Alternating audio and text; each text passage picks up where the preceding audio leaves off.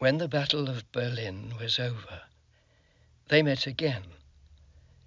Just a small group of friends, some painters and designers, and a woman well acquainted with all kinds of fancy work.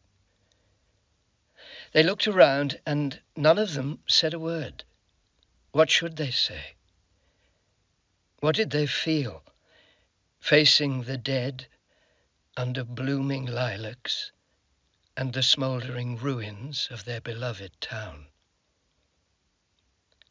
With the churches burnt out and their old windows, beautifully coloured, gone to pieces, the bridges fallen down into the river, the rails bent and the trees burst, and with mountains of rubbish barring the streets once full of life.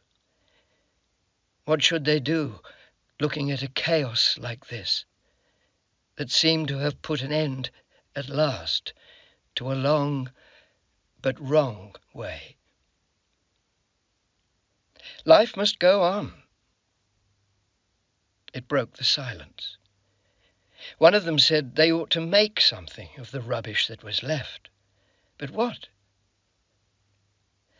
This is the story of these butterflies.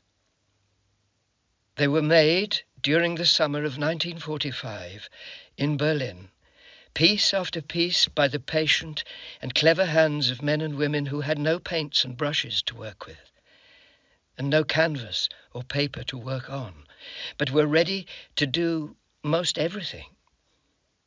Thus, the light blue colour of this butterfly is made from the tiles of a fine delicatessen store on Potsdamer Platz, and the red-brown from the bricks of an old building of Wilhelmstrasse.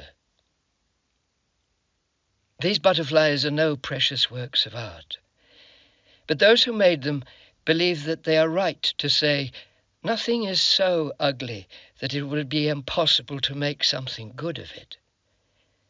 And they sincerely hope that every one of these butterflies, coming from the ruins of Berlin into the world, will have a friendly reception wherever it may go.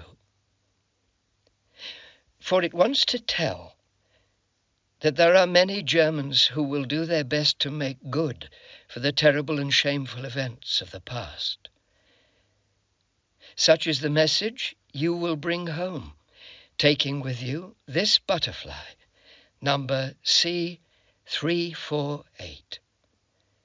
a true imitation of Pyrameus atalanta that you may have seen in the gardens and parks of Berlin, in memory of summer 1945.